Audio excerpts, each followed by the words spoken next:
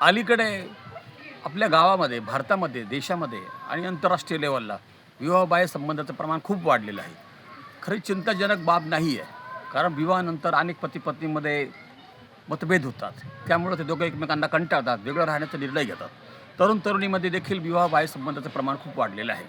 अगदी मनाला वाटेल तसं वागताय आणि पूर्वी एखाद्याचा विवाहबाह्य संबंध झाला, की त्याची फार गावामध्ये चर्चा व्हायची. आता तसं काही राहिलेलं नाही आहे. कांचीपुरम हे तामिळनाडूमधलं एक गाव आहे. हे भारतामध्ये विवाहबाह्य संबंधामध्ये नंबर 1 आलेलं आहे. या गावामध्ये 60% एकूण लोकसंख्येपैकी 60% लोकं विवाहबाह्य संबंधामध्ये अडकलेली आहेत. दरवर्षी अशा प्रकारे सर्व्हे केला जातो. एस्टिन एडिसन ही कंपनी आहे, ती सर्व्हे करते. त्याच्यानंतर ग्लिडिंग ही कंपनी आहे, तीही सर्व्हे करते.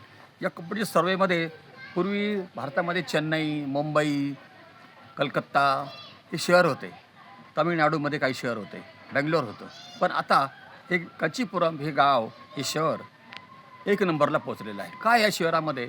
या शहराचा सर्व्हे केला असता असं लक्षात आलेलं आहे, की 60% जनता, पब्लिक, फॅमिलीज विवाहबाह्य संबंधात अडकलेली आहे. विवाहबाह्य संबंधातही काय फार अवघड गोष्ट राहिलेली नाही आहे. प्रत्येकाला कसं लग्न झाल्यानंतर आपल्या हवा तसा जोडीदार मिळत नाही, वाद होतात. त्यामुळे तो आपल्या पद्धतीने करतो.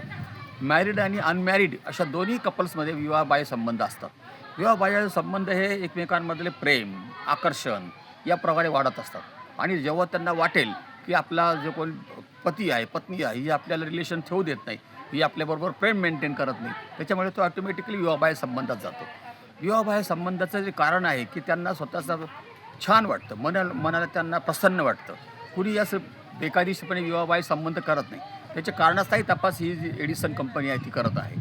यामध्ये भारताचा पहिला नंबर आहे. इतर खूप चांगली गोष्ट आहे.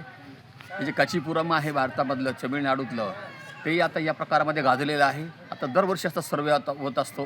पूर्वी याच्यामध्ये मुंबई काही क्रमांकावर होतं. आता हे 3 नंबरचं कांचीपुरम आता 1 नंबरवर गेलेलं आहे.